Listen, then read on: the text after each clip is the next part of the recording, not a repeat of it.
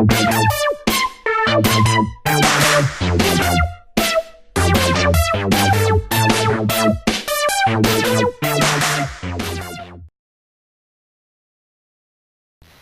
everybody, JMacro516 here, back with another review. Hopefully gonna make this one a little bit short. Sometimes I do kind of tend to ramble. I do have a kind of cough, so if I cough and get confused or anything, I'm sorry. So anyway, we're gonna start this one in reverse as well, just like I've done before with one other one. But here we have Iron Man next to the black Iron Man, technically War Machine, I guess, repaint, for a quick little size comparison.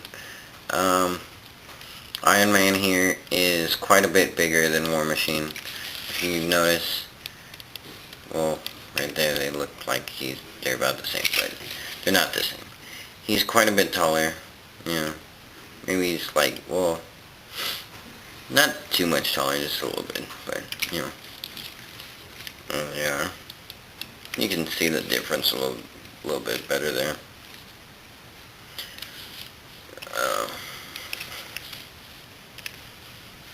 Set him aside.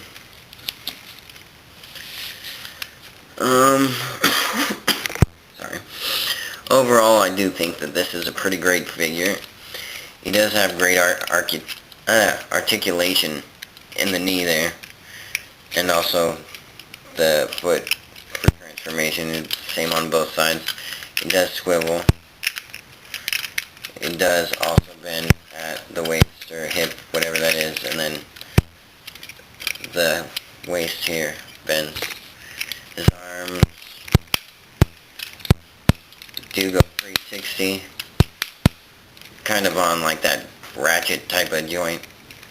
These guns do flip up for transformation. We'll just go ahead and do those. And his color, you see he has the kind of classic black, a little bit red and yellow, a little bit of white, and some silverish gray type of stuff in there. The head sculpt is decent. I've seen it worse. It's not that bad, but I think it's kind of a little cheap looking for this figure. Overall, though, it's a pretty good figure. He has great detail in the legs there. You can see those little designs and stuff. He's got some of it, like, here you can see, maybe you can see, on his ribs, some of the details from his armor. His arms, you can tell that's a car, but, overall, I like him. And now we'll just go into transformation real quick. What I like to do first is just, this whole chest piece just pops out and kind of just gently sets over his head, and almost like a mouth kind of just closes, and that's in place. Then you can swivel the waist around. Just pop these together and fold up the feet there to make this work. Now you can take this piece and go ahead and fold it down, and it just snaps in behind the windshield there. Then you take his hands, fold them back into there, rotate that, rotate that up, and it has one of those little slide joint thingies. Slide that back into place there. Do the same on the other side. Slide that into place. And then you can kind of tell what needs to go where. It just rotates, and there's a bunch of little pegs here snap into place. Same for the other side. You can see there's 1, 2, 3, about 3 pegs, 3 holes on here. You can kind of see in there. Not really, but, fold, sorry, fold that in. And now you pretty much can tell you have a sports car. Last final thing is, and sometimes this joint does get a little stuck. We'll just hit place there. Pop his feet back together. And slide that. There are all sorts of pegs that go and line up, snap into place, do all this, do all that, you know. Standard type of stuff. And now you can see, real quick, that, you know, real quick transformation there. Just back into his vehicle mode. Sorry. He's almost sporty, kind of like Red Alert, or you know, maybe Sideswipe, Sunstreaker, kind of Lambo looking. He does have plastic wheels.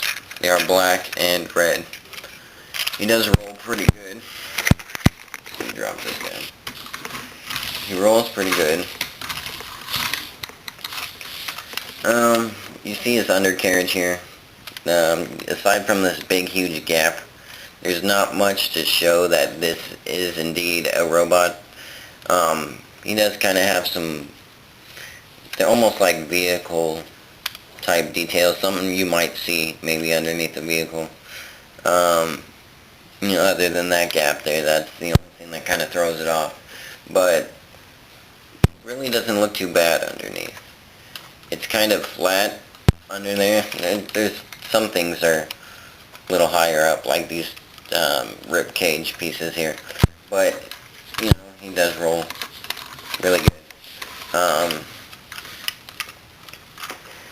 This figure, sorry, almost looks like it'd be good for, like, maybe a Spider-Man. By the way, I did just pick this figure up today. That's why I decided to do a review. I know it's kind of old, but it was in clearance for $7. Sorry. Normally they retail around 16 or so here at Walmart. They usually run about 18 or so at Kmart. So I did decide to pick this up at the $7 price. I do only have now only 4 of the Marvel crossovers, so I kind of needed them to build up the little collection for those. See him there next to Captain America. They are about the same length. Captain America might be a little bit longer, but as far as height goes, Captain America is maybe a quarter of the size taller than Iron Man here. Wow, I have that mistransformed. Let the nephew play with it. So got it a little out of shape. I can fix that later. Overall, I think it's a pretty good figure.